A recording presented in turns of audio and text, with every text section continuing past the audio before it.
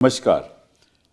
इस दिल से के एपिसोड में हम इस बात पे चर्चा करेंगे कि जो स्पेशल इंटेंसिव रिवीजन हो रहा है इसके पीछे एक राजनीतिक सोच है कि वाकई में इलेक्शन कमीशन चाहता है कि जो इलेक्टोरल रोल है वो एक नए सिरे से उसको बनाया जाए ताकि इसमें कोई इधर उधर की बात ना हो, मतलब कि कोई दो बार नाम ना किसी का जुड़े या ऐसी बातें।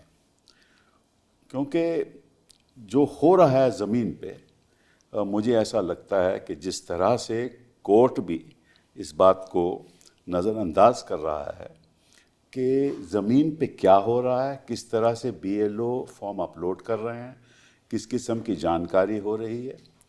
क्योंकि आपको सबको मालूम है कि 2003 में ये सारा इलेक्टोरल रोल डिजिटाइज हो गया था और उसके बाद सालाना हर जनवरी में इसको अपडेट किया जाता है और 2025 तक अपडेट हो चुका है। और जब बिहार का चुनाव हुआ जिसके नतीजे अभी हाल ही में आए तो गृह मंत्री जी ने जाकर भाषण दिया उससे पहले कि देखिए यहाँ तो बड़े घुसपैठी आ गए हैं और बांग्लादेश से लोग आ गए हैं, तो बड़ा ज़रूरी है कि उनको हक नहीं मिलना चाहिए वोट देने का। घुसपैठिए अगर आए हैं तो इन्हीं के राज्य में आए होंगे, क्यों 2014 के बाद तो यही सत्ता में है, और अगर आए हैं तो जिम्मेदारी भी इनको लेनी चाहिए। और इलेक्शन कमीशन को पिछले 2014 के बाद इनको पता लग जाना चाहिए कौन से घुसपैठिए आएंगे। अब चुनाव हो गया और चुनाव होने के बाद कोई ऐसा हमें देश के सामने किसी ने ये कहा कि कितने घुसपैठिए थे। तो ये तो अपने आप में एक राजनीतिक रीज़न था, वजह थी जिसकी वजह ने ये निर्णय किया। दूसरी बात, जो रिवीजन इंटेंसिव रिवीजन हो रहा है, मैं आपको कुछ आंकड़ा देना चाहता हूँ। वो है कि इसके मापदंड ऑलरेडी तय हैं और मापदंड ये हैं कि 2003 के गाइडलाइंस के मुताबिक जो प्रिलिमिनरी लिस्ट जो बननी है बेस्ड ऑन एग्जिस्टिंग रोल्स, उसके लिए ट्रेनिंग चाहिए एन्यूमरेटर को, सर्वे चाहिए, रैशनलाइजिंग पोलिंग बूथ चाहिए। उसका वक्त जो 2003 की गाइडलाइन 2 और 3 की गाइडलाइंस में वो लिखा है कि 74 दिन चाहिए उसके लिए, 74 दिन। फिर हाउस टू हाउस वेरिफिकेशन, घर से घर, हर घर जाकर ये पता करें कि भाई वाकई में वहाँ वो लोग रह रहे हैं, उसका ड्यूरेशन है 31 दिन, उसको 31 दिन लगेंगे। और एंट्री और इन्यूमरेशन डेटा जो एंट्री करेंगे फॉर्म में जो बीएलओज हैं और करेक्शन करेंगे उसका लगेगा 60 दिन। और उसके बाद प्रेपरेशन, ट्रेनिंग, ये सब चीज़ें होगी। लेकिन हमारे जो प्रेजेंट हो रहा है वो प्रेपरेशन ट्रेनिंग के मतलब कि 28 अक्टूबर से लेकर 3/11 तक, मतलब जो 74 दिन पहले लगने चाहिए 2003 के मुताबिक वो आज 5 दिन में कर रहा है। जो 31 दिन लगने चाहिए वो 3 दिन में कर रहा है, ट्यूसडे से लेकर थर्सडे तक।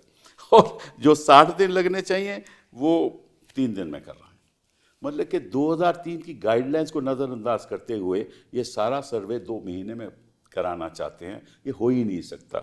मेरा मानना यह है कि इसके पीछे केवल एक ही लक्ष्य है, उस बारे में हम चर्चा करेंगे कि ये राजनीतिक मामला है। ये चाहते हैं कि जो इनकी मनमर्जी से ये वोट काटें, वोट ऐड करें, उसकी कोई सुनवाई ना हो और इस तरीके से करें, और साथ साथ में मास मीडिया इनके पक्ष में हो और इलेक्शन कमीशन अपने एफिडेविट फाइल करे। और जो एफिडेविट फाइल करती है इलेक्शन कमीशन, ऐसा मुझे लगता है कि उस पर कोई सवाल उठाया नहीं जाता। सवाल तो हम ही उठा सकते हैं और सवाल कोर्ट भी उठा सकती है, हम तो उठाते हैं। लेकिन और ये बात हम कहते भी हैं कि इसकी ऑथेंटिसिटी क्या है। अगर ये कहते हैं कि सारे ही हमने फॉर्म अपलोड कर दिए, किस तरह से किए? क्योंकि अगर किसी फॉर्म अपलोड करने के लिए इनको जाना पड़ता है, घर से भर जाना पड़ता है, उसके दस्तखत लेने पड़ते हैं इलेक्टर के, फिर उसके माता पिता का नाम पता करना पड़ता है, उसके रिश्तेदारों का नाम करना पड़ता है। ये तो हो ही नहीं सकता, 2 महीने ये काम हो ही नहीं सकता। तो इस बात पे आज हम चर्चा करेंगे और 3 हमारे साथ अनुभवी लोग हैं जो पहले भी आ चुके हैं और इसके बारे में उनको बहुत जानकारी भी है। कुरैशी साहब, thank you very much for being here. आप तो सी रहे हैं 2 साल, 2010 से लेकर 2012 तक, और 2006 से 12 तक आप इलेक्शन कमीशन में भी रहे हैं। आप इस बारे में बहुत कुछ जानते भी हैं। आप सरकार में भी रह चुके हैं, आपको सब मालूम है सरकारें भी कैसे चलती हैं और इलेक्शन कमीशन भी कैसे चलती है। और आपकी टाइम तो बहुत पारदर्शिता थी, ये सब आप ही ने, आपकी वजह से ही, आप ही ने बताया कि 2003 में डिजिटाइज हो गया, उसके बाद ज़रूरत क्या थी।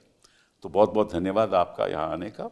लवासा साहब, आप भी मतलब कि इलेक्शन कमीशन में आपने साल बिताए और फिर अल्टीमेटली आपने कोई बात होगी ज़रूर कि रिज़ाइन भी किया आपने, लेकिन आप भी सरकार में रहे हैं, सिविल एविएशन में रहे हैं और एनवायरनमेंट भी रहे हैं, तो आपको भी बहुत जानकारी है इसके बारे में। योगेंद्र जी, आप तो ज़मीन पे काम करते हैं, सड़क पे ही रहो। सड़क पे रहे हैं, पॉलिटिकल साइंटिस्ट भी हैं, सेफोलॉजिस्ट भी हैं, सोशल एक्टिविस्ट भी हैं, हमारे खिलाफ भी रहे हैं, अब हमारे हक में भी हैं, तो कई चीज़ें आप ऐसा चलता रहता है देश के हक में, देश के हक में, हमारे मतलब देश, हम तो देश के साथ हैं। चलिए, तो बताइए, ये वाकई में इसके पीछे राजनीतिक षड्यंत्र है, ये वाकई में एक्सरसाइज जेन्युइन है? नहीं, मुझे तो बिल्कुल शक है कि ये जेन्युइन होने पे इसके, क्योंकि 2003 में फाइनल लास्ट एसआईआर जो हुआ उसके बाद ये फैसला किया गया था, जैसे कि हम बताया जाता था कि जब सारे रोल डिजिटाइज हो चुके और हमको 25-30 साल लगे उसको 99% तक पहुंचने में। अब इसके बाद हमें इलेक्टोरल लेके हर साल डोर टू डोर जाते हैं कि भाई तुम्हारे घर में ये 4 वोटर लिखे हुए, ये ठीक है, कोई और इजाफा हो गया तो हम बता दो, ये फॉर्म है, फॉर्म 6, अगर इसमें से कोई डिलीट करना है, कोई माइग्रेट कर गया, किसी की डेथ हो गई तो ये फॉर्म 7 है, और अगर कोई करेक्शन है तो फॉर्म 8 है। ये करके हम करा के आ जाते थे। नेबर्स भी बड़े विजिलेंट होते हैं, वो तो आपके खिलाफ झूठा ही कह देंगे कि साहब ये तो 3 साल से जा चुके हैं, उनको कटवाने में उनका बड़ा रोल होता है। तो अगर कोई वहाँ पे फॉरेनर आके घुस भी गया, जो एक एक्सक्यूज़ बताया गया था, तो नेबर और वो गांव वाले बता देंगे कि यहाँ तो ये कोई लोग नया है। तो इसलिए इतना कष्ट लोगों को देना, और बिहार के उसके बाद तो खासतौर से हम देखते हैं कि जो हमने फिगर सुनी, मैं तो मीडिया की उस पर रिव्यू कर रहा हूँ कि 300 के करीब फॉरेनर्स पाए गए, उसमें से बांग्लादेशी तो शायद 100-150 ही हैं। तो उन 100-150 को पकड़ने के लिए आपने 8 करोड़ लोगों को कष्ट दिया, दौड़ाया, BLOs की सुसाइड हो रही हैं, एक सुसाइड पे सुप्रीम कोर्ट को हिल जाना चाहिए था, यहाँ तो लाइन लगी हुई है, तो कुछ तो हैरेसमेंट हो रही है। और आपने कहा कि अपलोडिंग भी फेक हो सकती है कि डर के मारे उसका टाइम का प्रेशर है, जो अब तो साबित हो गया। उस प्रेशर में आपसे दस्तखत कराया बिना उन्होंने फट से अपलोड करना शुरू कर दिया। तो अब 100 करोड़ लोगों को दौड़ाया जाएगा, कष्ट दिया जाएगा, कितने और मरेंगे। जिम्मेदारी क्या लोगों की है कि जिम्मेदारी इलेक्शन कमीशन की है? नहीं, ऑफ कोर्स इलेक्शन कमीशन की है कि इलेक्शन कमीशन को ये जो जिस रोल से 2024 के इलेक्शन हुए, सरकार बनी है, उसी रोल से तो बनी है। अगर वो रोल बिल्कुल ही बोगस था तो फिर तो वो इलेक्शन ही आप नल एंड वॉइड कर दीजिए। पर जिम्मेदारी इलेक्टर के ऊपर क्यों सौंपी जा रही है? ये मेरा सवाल, जो सबसे बड़ा सवाल है। इलेक्टर पे कहाँ सौंपी जा रही है? आज तो कह रहे हैं ना कि आप फॉर्म करो, एन्यूमरेशन फॉर्म आप फिल करो, ये तो उनके ऊपर सौंपी जा रही है ना। ये तो कभी भी नहीं होता था, कभी भी नहीं होता था। ये तो कानून में भी नहीं लिखा। नहीं, मुझे नहीं मालूम, मेरे जो हरियाणा में शुरू होगा कि एन्यूमरेशन फॉर्म क्या होता है, क्या कैसे भरा जाएगा, कुछ पता नहीं है। मेरे पास पासपोर्ट के अलावा मेरे पास तो कोई डॉक्यूमेंट भी नहीं है। आप तो सेफ हैं, पासपोर्ट है आपके पास, आपको कोई प्रॉब्लम नहीं। नहीं, अगर पासपोर्ट के बेसिस पे हो जाए, अगर पासपोर्ट नहीं है तो प्रॉब्लम आती है। Quite right. हाँ, बल्कि ये हुआ था, मैंने इस कॉन्टेक्स्ट में कहा, आप समझते हो कि 2 महीने काफ़ी है इस एक्सरसाइज? बिल्कुल। अच्छा, एक तो ये कि चलो बिहार में तो उनका बड़ा प्रेशर था कि इलेक्शन है, उसमें कंप्रेस कर दिया उन्होंने। अरे जहाँ इलेक्शन 2 साल और 3 साल बाद है, उनको तो साल भर दे दो, तो कोई सुसाइड, जैसे उत्तर प्रदेश में इलेक्शन 2027 में है, जो उनको 1 महीने में या 2 महीने में कराने का क्या मतलब है? इतना प्रेशर मतलब तो आपको मालूम है लवासा जी, मतलब तो वही है ना जो मैं कह रहा हूँ। देखिए सिब्बल साहब, मैं समझता हूँ कि ये जो सारा विवाद है, इसको है ना, हमको 3 तरीके से देखना चाहिए। इसका मकसद क्या है, इसकी प्रणाली क्या है, और सिद्धांत क्या है। जी हाँ। Unfortunately, सारा discussion including the debates in the court, they are only on the procedure. That's correct. The principles nobody is discussing. तो अगर हम ये माने, बिहार को आप टेस्ट केस समझे जी हाँ, कि भाई उसमें मकसद क्या था, मकसद ये था कि इन एलिजिबल लोगों को हटाया जाए, जी हाँ, और दूसरा मकसद ये भी हो सकता है कि जो एलिजिबल हैं उनको इंक्लूड किया जाए। जी हाँ। और तीसरा मकसद ये होना चाहिए कि उसके अंदर एरर फ्री इलेक्टोरल रोल बने। जी हाँ। तो सबसे पहले I think it will enhance the credibility of the election commission अगर वो बताएं कि बिहार में इन 3 मकसद में से कितने पूरे हुए। जहाँ सारे लोगों को, जैसा कुरैशी साहब ने कहा कि आप करोड़ों लोगों को एक आइडेंटिफिकेशन परेड करवा रहे हैं, जी हाँ। तो आपने ये जो बिहार में प्रक्रिया की उसमें से इनएलिजिबल लोग कितने निकले, उसमें से एरर्स कितने दूर किए आपने। और मैं ये समझता हूँ कि इलेक्शन कमीशन के पास एक पैमाना है जिससे वो health of the electoral roll जांचते हैं अच्छा। कि हमारे इलेक्टोरल रोल की हेल्थ क्या है, ईपी रेशो क्या है, जेंडर बैलेंस क्या है, फर्स्ट टाइम जो कोहॉर्ट है 18-19 उसमें से कितने लोग आने चाहिए, कितने नहीं आए। I think that analysis should be made public to convince everyone that indeed this exercise is required in the manner in which it is being done. Okay.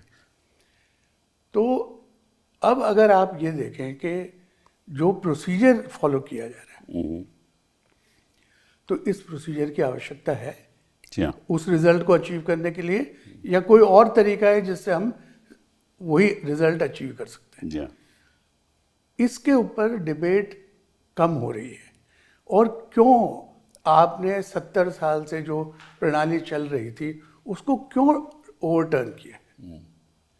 मैं आपसे एक सवाल पूछना चाहता हूँ कि मान लीजिए कि 300 इनएलिजिबल वोटर्स वोट दे रहे थे पहले, अब मान भी लेते हैं, अगर उसके अलावा देखा जाए, दूसरी साइड देखी जाए कि अगर 5000 वोटर जो एलिजिबल हैं उनके वोट काट दिए जाएं तो बैलेंस किस तरफ होना चाहिए? मतलब कि आप फिर इसका मतलब है 300 को वोट देने दो, 5000 वोट तो मत काटो। वो तो हमारे कानून की तो जो बेसिक मूल सिद्धांत यही है कि एक इनोसेंट को नहीं पनिश करना चाहिए, Correct. चाहे कितने गिल्टी लोग स्पॉट फ्री चले जाएं। Exactly that is the principle. Exactly. और मुझे नहीं लगता कि इवन अगर आपको ये 300 350 इनएलिजिबल लोगों को निकालना है तो उसके लिए इतनी बड़ी कॉम्प्रिहेंसिव एक्सरसाइज की जरूरत फॉर्म 8 है ना, फॉर्म 8 है ना, Precisely. फॉर्म 8 है। कोई रिपोर्ट करेगा कि साहब ये यहाँ का रहने वाला नहीं Form है 7. इसको, वो तो साहब फॉर्म 8 आप जैसे कुरैशी साहब ने कहा वो इसीलिए तो है। और मान लीजिए 300, मैं कहता 600, तो इलेक्शन कमीशन भी है कि भाई मेरे इलेक्शन में 600 लोगों ने वोट किया, मैं 300 वोट से हारा, तो ये 600 लोग फॉरेनर थे तो इलेक्शन रद्द किया जाए। और सारे बिहार में अगर 300-400 लोग हैं तो उससे किस इलेक्शन पे फर्क पड़ेगा? तो योगेंद्र जी आप बताइए, इसके पीछे राजनीतिक षड्यंत्र है या वाकई में एक जेन्युइन एक्सरसाइज? साहब मैं क्या कहूँ, SIR क्या नहीं है पहले तो ये हम गिन लें। नंबर 1, SIR वोटर लिस्ट का रिवीजन नहीं है। जी हाँ। ये वोटर लिस्ट को कोरे कागज पर नए तरीके से लिखने का एक तरीका है। ठीक। खुद इलेक्शन कमीशन कहता है डी नोवो, तो रिवीजन शब्द तो हम छोड़ ही दें। नंबर 2, ये कोई पुराने किए हुए काम की रीइटरेशन या रेपिटेशन नहीं है। बार बार मीडिया में बोल बोल के सबकी जुबान पे चढ़ा दिया है कि 2003 में जो SIR हुआ था, 2000 इतने में हुआ था। अरे भाई कभी नहीं हुआ ये SIR, जैसा कि जो आप कह रहे हैं स्पेशल इंटेंसिव रिवीजन नाम की चीज इस देश में कभी नहीं हुई। नंबर 2, जो ये एन्यूमरेशन फॉर्म लोगों से मंगवाना, कागजात मांगना, हर आदमी से जो ऑलरेडी लिस्ट पे है उससे कागजात मांगना, इस देश के 75 साल में कभी नहीं हुआ। और आप दोनों से बड़े गवाह इस बात के कोई हो नहीं सकते। नंबर 2 ये नहीं है। नंबर 3, ये वोटर लिस्ट को क्लीन करने की प्रक्रिया नहीं है।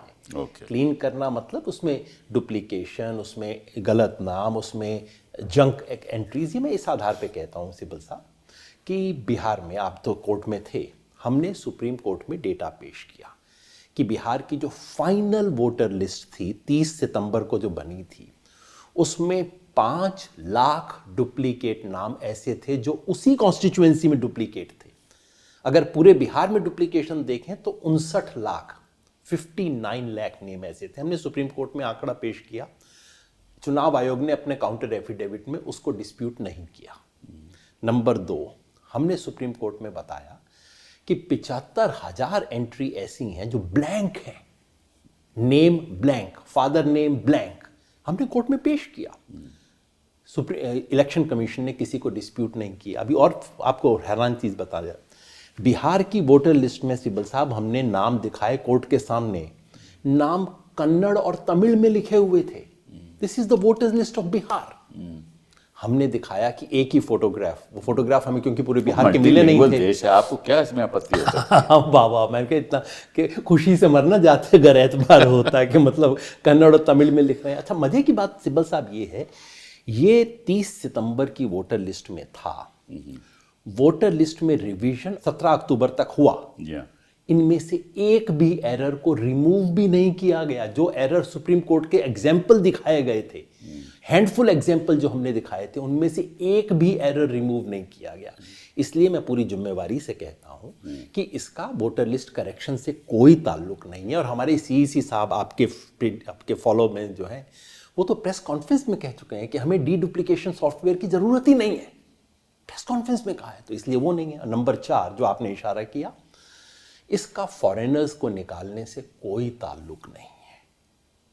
ये एक तो हमने देख लिया, बिहार में हो गया। आप कह रहे हैं 300, कोई कहता है 400-500, लेकिन हर कोई कहता है अगर 500 भी हैं तो उनमें से 400-450 नेपाली हिंदू औरतें हैं।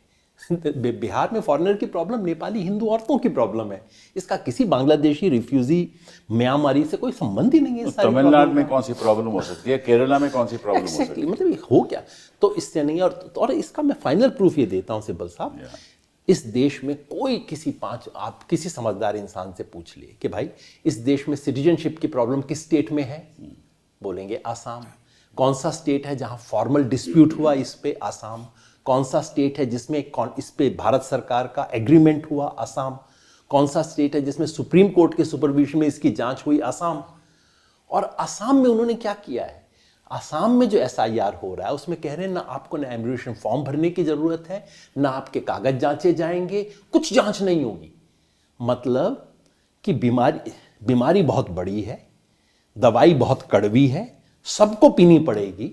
हाँ, जिस एक आदमी का पता लगा है कि उसको बीमारी है उसे नहीं देने की जरूरत है, बाकी सबको ये भी तो बता दिए ना। आसाम में वो फिर जो नाम आए कि बाहर से लोग आए, 18 लोग हैं, 18 लाख है ना। असली कारण भी बता देते हैं। बता दीजिए ना, क्यों नहीं हो रहा आसाम में। आप सोचेंगे भाई दवा सबको पिलानी है, बस सिर्फ जो एक मरीज है उसको नहीं देंगे, बाकी सबको दवा देंगे हम। क्यों भाई?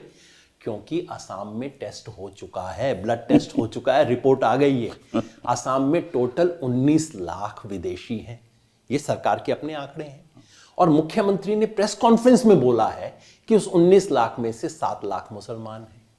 मतलब अगर 19 लाख विदेशियों के नाम कट गए तो उसमें 12 लाख वो होंगे जो बीजेपी जिनको अपना वोटर मानती है, और 7 लाख वो हैं जिनको बीजेपी अपना वोटर नहीं मानती। नुकसान किसे होगा? बीजेपी को। इसका असर चुनाव आयोग पे होना चाहिए, नहीं होना चाहिए? हुआ, बिल्कुल हुआ। तो इसलिए मैं कहता हूं साहब ये 4 चीजें तो नहीं है। फिर क्या है? तो फिर है 1 क्या? मिनट आप मेरे को वक्त दें, मैं आपको बिल्कुल एक बताइए। क्लासिकल हिंदू थ्योरी बताता हूं। बता दीजिए। वो है देश काल पात्र। सन 2024 के चुनाव में झटका लगने के बाद मोदी जी को 3 चीजों का अंदेशा हुआ। देश मतलब स्थान, प्लेस। इस देश के कुछ ऐसे इलाके हैं जहां बीजेपी को बहुत अच्छा सपोर्ट नहीं मिलता। दूसरी समस्या थी काल, कैलेंडर। हर 6 महीने में इलेक्शन आ जाता है और हमें कुछ ना कुछ करना पड़ता है। लोगों के लिए 10,000 रुपए देने पड़ गए औरतों को। तीसरी समस्या थी पात्र। इस देश के कुछ लोग हैं जो बीजेपी के पक्ष में नहीं है। अब बीजेपी तीनों का परमानेंट इलाज कर रही है, और उन तीनों का इलाज ये है, देश की समस्या का इलाज है डिलिमिटेशन। जहां जहां बीजेपी को वोट नहीं मिलते उन स्टेट्स का number of members in the parliament कम होने वाले हैं। काल की समस्या, कैलेंडर की समस्या का सॉल्यूशन है 1 नेशन 1 इलेक्शन। 5 साल में बस एक बार मैनेज करना पड़ेगा, बाकी रोज रोज का झंझट ही खत्म। मतलब जो एक ही बार में 1-1 लाख रुपए, 10-10 लाख रुपए के बैंक अकाउंट में चले गया तो इलाज हो गया। सर फिर वो पाकिस्तान से लड़ाई भी हो सकती है। बड़े 3 महीने में अगर आपने सब कुछ करना है तो बड़े इलाज हैं इस देश के अंदर। एक बार में मैनेज हो गया, रोज रोज का चंटाई खत्म हो गया। ठीक है। और ये जो पात्र की समस्या है उसका इलाज है SIR। करेक्ट। कि उस पात्र को निकाल दो। तो देश काल पात्र तीनों को मैनेज किया जा रहा है। लोकतंत्र भी होगा, चुनाव भी होंगे, और बीजेपी के जीतने की गारंटी भी होगी। तो मतलब एक बीजेपी की जीतने की गारंटी तो जरूर होगी, चुनाव होंगे, चुनाव का मतलब थोड़ा उनका अलग है और हमारा अलग है। देखिए, रेस दो तरह की हो सकती है ना। एक तो रेस है कि हम दोनों एक फर्श के ऊपर दौड़ रहे हैं, एक ग्राउंड पे दौड़ रहे हैं। दूसरी रेस ये हो सकती है कि मैं तो मैदान पे दौड़ूंगा और सिब्बल साहब को कहूंगा तुम पहाड़ी के ऊपर दौड़ो, बिल्कुल। और हम चेक कर लेंगे 100 मीटर कौन कितने में दौड़ता है। तो ये खेल हो रहा है इस वक्त, इसलिए बहुत डीप सेंस में पॉलिटिकल है। और अनफॉर्चुनेटली, और बहुत अफसोस के साथ कहना पड़ रहा है इन दो बहुत सीनियर लोगों जिन्होंने इलेक्शन कमीशन में रहे थे, आज जो इलेक्शन कमीशन की भूमिका है वो रूलिंग पार्टी के एक्सटेंडेड आर्म से ज़्यादा लगती नहीं है। बोलते वक्त भी कई बार मैं इलेक्शन कमीशन, रियलिटी है, इलेक्शन कमीशन, भारत सरकार और बीजेपी तीनों के अंदर जो बाउंड्री वॉल्स हैं कुछ लगती नहीं। आपके टाइम पे तो ऐसा नहीं था, सवाल ही नहीं पैदा होता। बल्कि मुझे तो जब ये सुनता हूँ क्रिटिसिज्म तो बड़ा दुख होता है, बड़ा ऐसा लगता है कोई मेरे मुंह पे थप्पड़ मार रहा है कि इलेक्शन कमीशन पे उंगली उठाने का तो कोई सवाल ही नहीं पैदा होता था। और इलेक्शन कमीशन की न्यूट्रलिटी के मैं ही मिसाल दे देता हूँ कि आज कल तो कहते हैं कुरैशी था, कांग्रेस का था, कोई दिखा दे मिसाल। मैंने तो 4 मंत्रियों को चार्जशीट किया कांग्रेस के, including law minister of the land, जो लॉ मिनिस्ट्री प्राइम मिनिस्टर और प्रेसिडेंट के दस्तखत के बाद हमारा अपॉइंटमेंट लेटर जारी तो लॉ मिनिस्ट्री करती है, हमने उसको सेंश्योर किया, उसको नहीं छोड़ा। उसके बाद भी आज के लोग जो बिल्कुल मेमोरी उनकी है नहीं, नाम देख के गाली देना है, कि वो इस किस्म की बकवास करते हैं।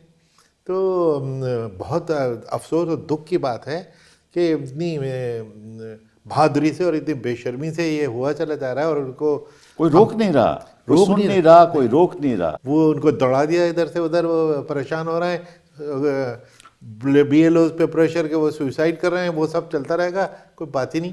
आपसे सवाल पूछना चाहता हूं कि ये जो सवाल उठ रहा है कि चुनाव आयोग को हक है तय करने का कि आप हिंदुस्तान के नागरिक हो या नहीं, मैं आपसे पूछना चाहता हूँ ये सही है कि गलत? नहीं, ये तो किसी ने भी नहीं कहा। हर शख्स मानता है कि इलेक्शन कमीशन कहती है, इलेक्शन कमीशन सिटीजनशिप डिसाइड नहीं कर सकती। वो कहती इलेक्शन है, कमीशन ये एफिडेविट में कह रहे हैं वो पता नहीं वो तो कह रहे हैं कि आपको सेंट्रल गवर्नमेंट को हक नहीं, हमको हक है। नहीं, उन्होंने एफिडेविट दिया। आई एम सरप्राइज, अदरवाइज उनका जो कहना है उस हद तक ठीक हो सकता है कि only citizen of India can be a voter, लेकिन वी प्रिज्यूम के सब इतने 150 करोड़ जो हैं सब इंडियन सिटीजन, उसमें 10, 20, 50, 200, 500, 5000 नहीं, फॉरेनर साहब आपको मालूम है आर्टिकल 10 ऑफ द कॉन्स्टिट्यूशन कहता है कि अगर आपका इलेक्टोरल रोल में नाम है, क्योंकि ये तो पार्लियामेंट्री लॉ है ना, क्योंकि one of the first things is कि if you are born in India, अगर मेरा जन्म स्थान यहाँ है तो मैं देश का नागरिक हूँ, और मेरा अगर इलेक्टोरल रोल में नाम है तो it is I am deemed to be a citizen, मतलब कि माना जाएगा कि मैं एक नागरिक हूँ। ये तो संविधान कहता है। तो फिर ये कैसे, और संविधान ही तय करेगा? स्टेटस तो सिटीजन का केंद्र सरकार देती है ना, स्टेट देती है ना।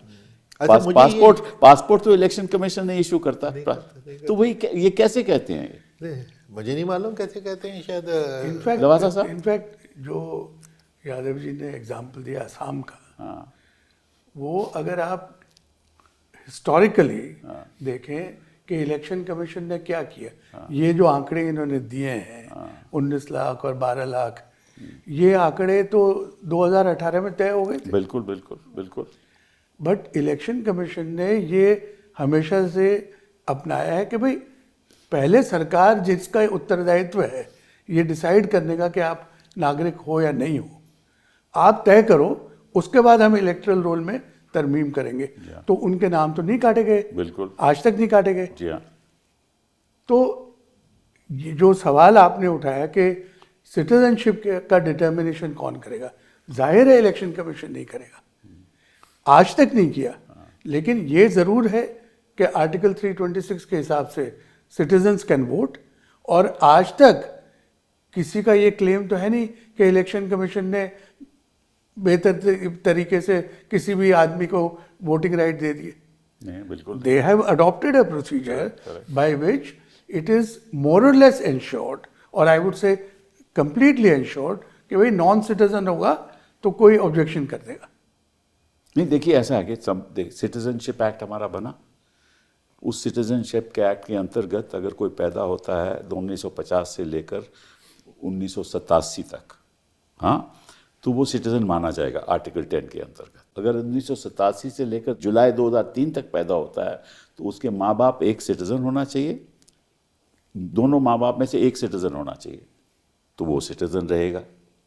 और अगर कोई 2003 के बाद पैदा होता है तो उसके माँ बाप एक सिटीजन रहे और दूसरा इलीगल माइग्रेंट ना हो। ये प्रावधान है सिटीजनशिप एक्ट के अंतर्गत। तो इसकी जांच तो बीएलओ नहीं कर सकता, उसके पास साधन ही नहीं है। तो ये साफ जाहिर है कि बीएलओ को कोई अख्तियार नहीं है। और जैसे आपने कहा कि एक धारा 16 है of the representation of people act 1950, उसमें लिखा है कि a person can vote if he is a citizen of India. अगर मैं नागरिक हूं तो मैं वोट कर सकता हूं। दूसरा, अगर if I am of unsound mind I can vote, और if I am not a citizen I can't vote, और if I am disqualified by another act, मतलब कि किसी और प्रावधान के अंतर्गत मेरी डिस्क्वालिफिकेशन हो गई तो मैं आई कैन नॉट वोट। ठीक है ना। तो अगर बीएलओ कहे कि you are of unsound mind तो बीएलओ तय करेगा। अगर बीएलओ कहे कि साहब आप डिस्क्वालिफाइड हो, बीएलओ तय करेगा। तो बीएलओ कैसे तय करेगा कि तुम नागरिक नहीं हो? तो ये तो साफ जाहिर है। तो इस पे बहस क्यों हो रही है? नहीं, आप ये देखिए कि अब 2025 आ गया, तो अगर मैं 2007 में जन्मा हूँ, 18 साल का हो गया, और मेरे पास कोई डॉक्यूमेंट नहीं है, लेकिन मैं यहाँ पैदा हुआ हूँ, मेरे पेरेंट्स भी यहाँ रहे हैं, तो मुझे आप वोट नहीं दे देंगे? कहते हैं नहीं, आप प्रूव करो आप सिटीजन हो। तो जो सिस्टम इलेक्शन कमीशन ने फर्स्ट टाइम वोटर्स को एनरोल करने का, तो यही बना रखा है कि आप फॉर्म भरिए और उसके अंदर कोई अपनी एंटिटी क्या है उसके डॉक्यूमेंट दीजिए, डेट ऑफ बर्थ प्रूव करिए। लेकिन हमेशा से जो एनरोलमेंट है उसकी जिम्मेदारी हमेशा election commission through the government machinery ली है कि भाई हम एनरोल करेंगे। अब सेंसस हो रहा है, लोग थोड़ी बताएंगे कि हम एग्जैक्टली वो तो गवर्नमेंट का काम है कि सेंसस हम कराएंगे, अपने लोग भेजेंगे आपके पास।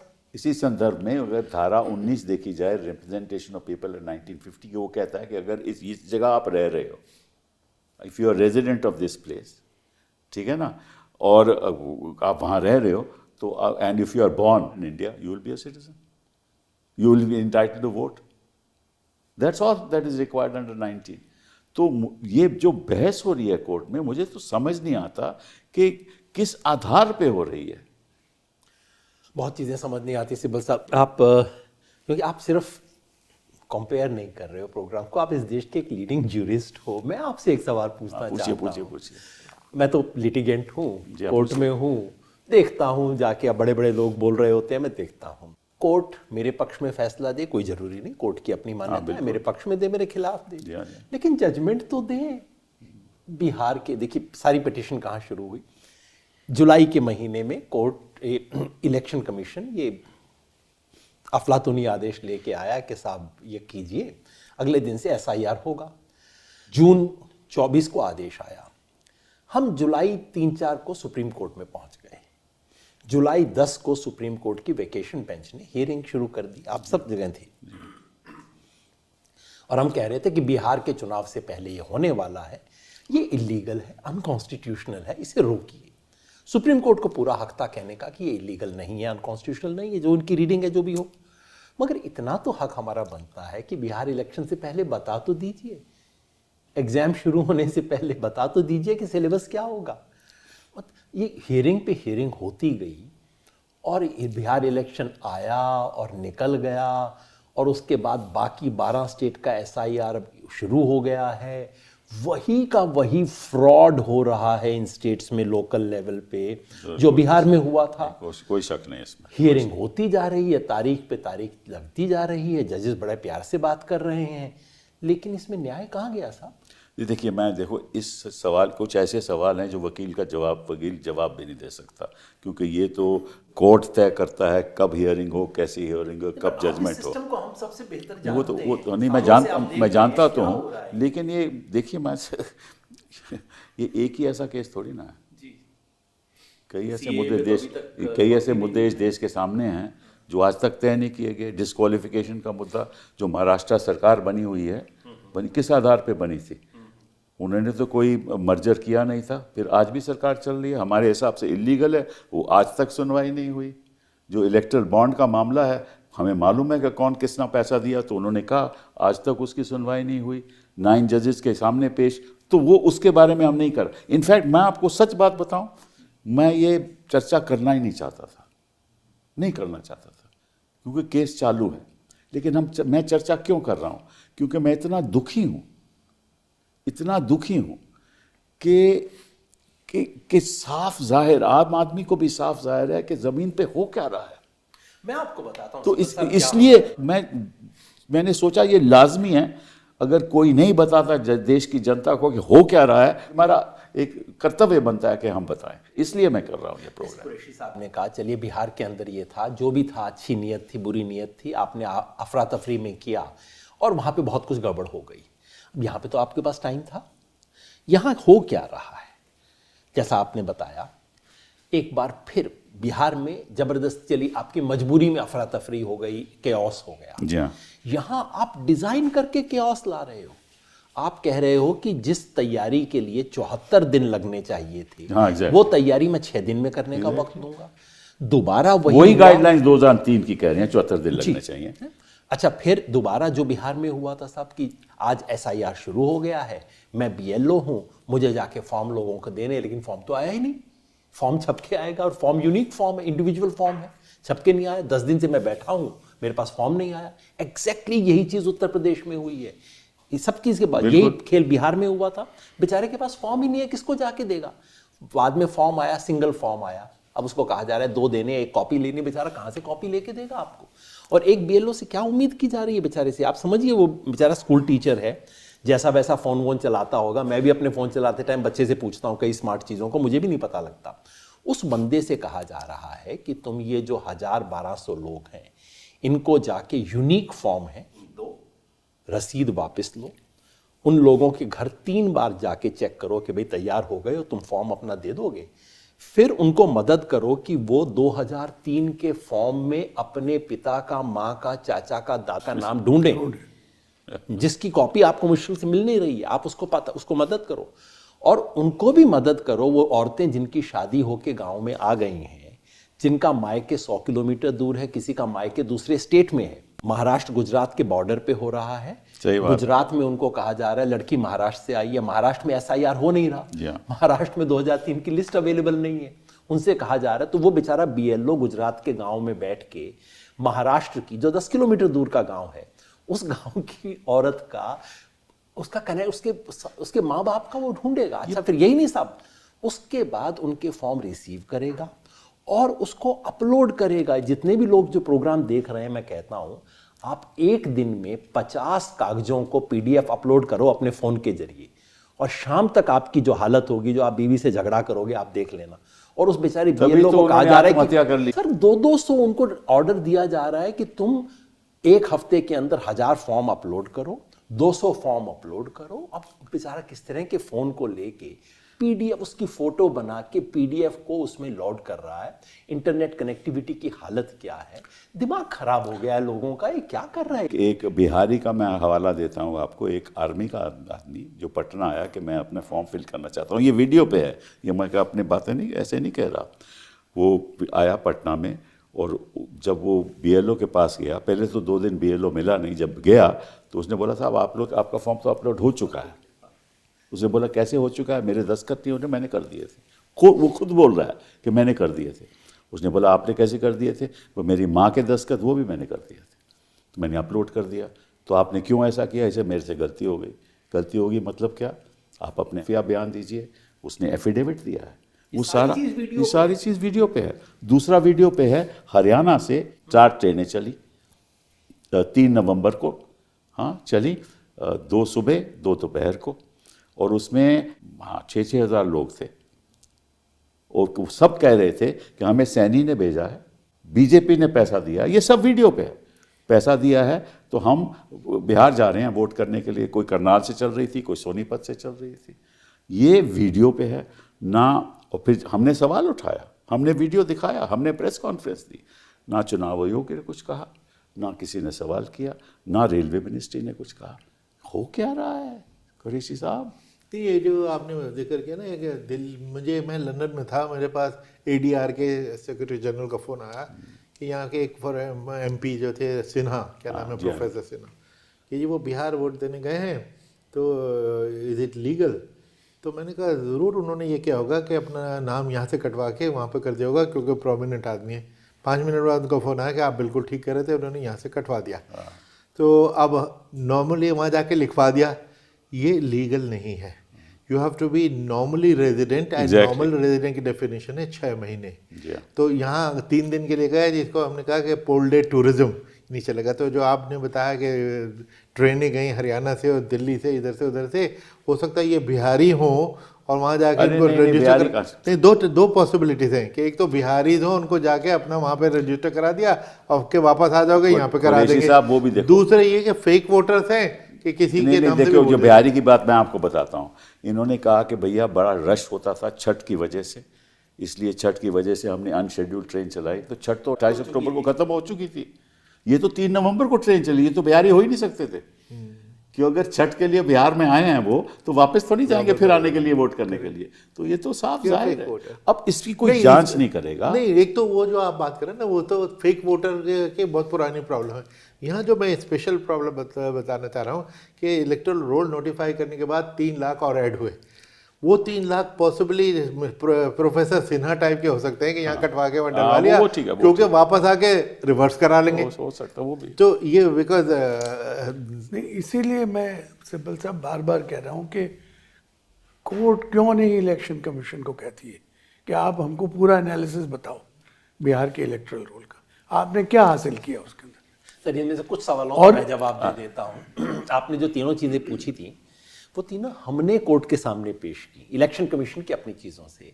आपने बताया बहुत सुंदर चीज़, ईपी रेशो, जिसका मतलब है कि आपकी वोटर लिस्ट में उसका आबादी से क्या ताल्लुक है, वोटर लिस्ट सही है नहीं है, उसका एक इंडिपेंडेंट जजमेंट है।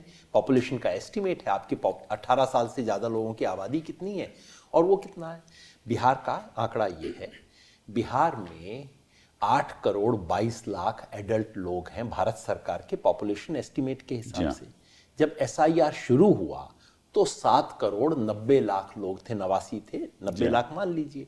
इसका मतलब है एक अच्छे SIR में बढ़ के उसे 8 करोड़ 22 लाख की तरफ जाना चाहिए था। हुआ क्या, वो घट के 7 करोड़ 45 लाख पे आ गया। Correct. तो ईपी रेशो जो थी 97% थी, उससे घट के 90% पे आ गया। मैं यही कह रहा हूँ, ये आप कह रहे हो। Court should ask the election commission that you give us this data, you do an analysis and tell us how have you improved the health of electoral roll in Bihar by conducting this so-called comprehensive exercise.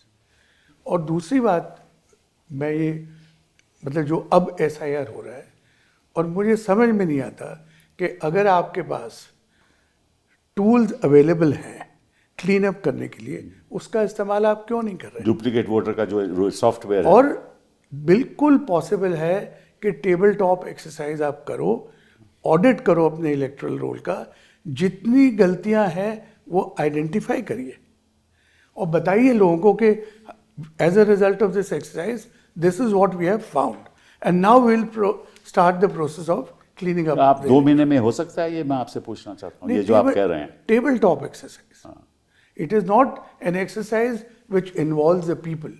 आपको duplication software चलाना है, उसमें लोगों की जरूरत थोड़ी है। अब आप कह रहे हो कि नहीं, हमको ये उम्मीद है कि एक शख्स 2 जगह फॉर्म नहीं भरेगा और डुप्लीकेट हो जाएगा। ये क्या मतलब हुआ? आपको चाहिए कि जो टूल आपके पास है, और आखिर पिछले 20 साल में इलेक्शन कमीशन ने डुप्लीकेशन सॉफ्टवेयर यूज करके बहुत सारे डुप्लीकेशन किए हैं, तो वो क्यों अबैंडन कर रहे हो आप? कोर्ट को ही पूछना चाहिए ना। This is what I am saying. Court इतनी मेहरबान There is क्यों no है, आपको reason. पता होगा। There is no reason why the tools available should not be used. Otherwise, अगर आप अपने ही डेटा को फॉर्म के अंदर डाल के और दस्तखत करा के वापस अपलोड कर दोगे, you are inheriting all the errors. Absolutely, absolutely.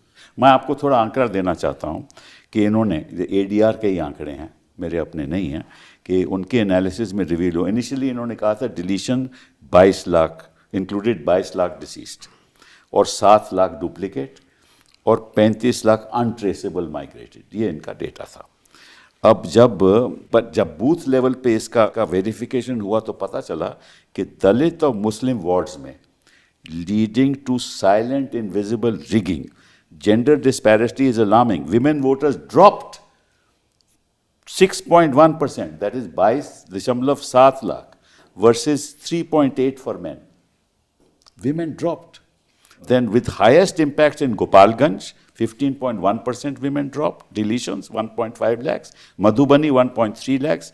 In Bihar's 25 assembly elections, deletions exceeded victory margin in 174 seats. ये तो रियलिटी है बिहार की, और कोई सिब्बल जवाब साहब, नहीं। ये सारी चीज हमने फिर जेंडर रेशो हमने कोर्ट के सामने रखी। एसआईआर होने से पहले बिहार की जेंडर रेशो थी 916, यानी कि 1000 आदमियों के पीछे 916 औरतें थी। एसआईआर खत्म होने के बाद वो 894 हो गई है। एसआईआर की वजह से जेंडर रेशो गिरी, इंप्रूव होनी चाहिए थी, गिरी। तो why is the court not asking these? क्या बताएं, क्या बताएं? तभी तो हम ये प्रोग्राम कर रहे हैं कि चलिए कोर्ट नहीं करना चाहते नहीं करिए, हमारी तो जिम्मेदारी बनती है। हमने सिब्बल साहब कि ये हम भी जनता के दिखाया, सामने तो ये बात रखें। हमने एक और हमने सॉफ्टवेयर, कोर्ट से कोई हमें रंजिश नहीं है, कोर्ट अपना काम कर रही है, लेकिन देश की जनता को तो पता होना चाहिए नीचे के। सिब्बल साहब, हमने एक सॉफ्टवेयर, आजकल सॉफ्टवेयर मिलता है जो नामों का एनालिसिस कर सकता है। उससे हमने एनालिसिस करके देखा ये जो 65 लाख लोग जिनका नाम कटा था, उसमें से हिंदू मुस्लिम प्रोपोर्शन क्या था। बिहार में 17% हिंदू हैं, 17.7% मुसलमान हैं, लेकिन जिन 65 लाख का नाम कटा उसमें 25% मुसलमान हैं।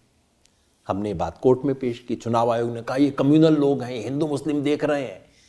मैंने छोटी सी बात कही, इलेक्शन कमीशन की हिस्ट्री में आज तक सिर्फ एक बार हुआ है जबकि स्पेशल इंटेंसिव रिवीजन किया गया था, वो 2001 में था। ठाकुर द्वारा यूपी की कॉन्स्टिट्यूएंसी थी, जहां लिंगदो साहब गए और उन्हें बताया गया कि इस कॉन्स्टिट्यूएंसी में कोई 25-30 हज़ार मुसलमानों का नाम काट दिया गया।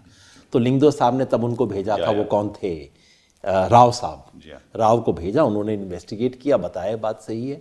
तो मैं नहीं चाहता कि इलेक्शन कमीशन हिंदू मुस्लिम का एनालिसिस करे, लेकिन अगर कोई आके शिकायत कर रहा है, आपको दिखा रहा है कि सिस्टमेटिकली एक कम्युनिटी को काटा जा रहा है, तब तो आपका फर्ज बनता है कि आप उसको डबल चेक करें। इलेक्शन कमीशन कर चुका है ये काम। भी मैं आपसे पूछना चाहता हूँ कि धारा 21(3) ऑफ द 50 एक्ट कहता है कि आप इंटेंसिव रिवीजन कर सकते हो, कोई पार्ट ऑफ अ कंस्टिट्यूएंसी और अ कंस्टिट्यूएंसी स्पेशल रिवीजन कर सकते, कहता है ना वो। तो उसका मतलब यह है कि आपको कहीं लगे कि ऐसा गड़बड़ हो रही है तो वहाँ आप कर सकते हो, लेकिन सारे देश में आपने तय कर दिया कि हम स्पेशल रिवीजन करेंगे। किस आधार पे? आपको पहले बताना चाहिए देश को किस आधार पे कर रहे हैं। एक चीज़ मैं योगिंदर जी से जानना चाहूँगा, जो सारे डिबेट में मैंने सुनने को नहीं मिली, कि वो इलेक्टोरल रोल पहले बनता है, उस बेसिस पे वोटर आईडी कार्ड बनता है।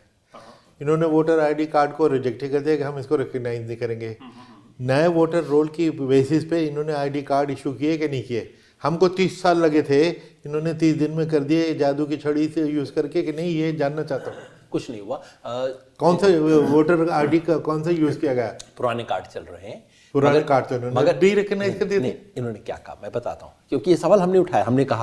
हमने कहा कि भाई ये लोग अपने ही कार्ड को कैसे डी रिकग्नाइज कर सकते हैं। तो इलेक्शन कमीशन का जवाब, बिल्कुल जवाब था इलेक्शन कमीशन का जवाब उनका ये है कि क्योंकि हम 100% कार्ड इशू कर चुके हैं, 100% एपिक नंबर इशू किए जा चुके हैं, अगर एपिक नंबर होने को मान लिया जाए तब तो हमारी एसआईआर एक्सरसाइज का कोई मतलब ही नहीं बचेगा, क्योंकि डिफंक्ट हो जाएगी। फिर तो हर किसी के पास एसआईआर एपिक कार्ड है।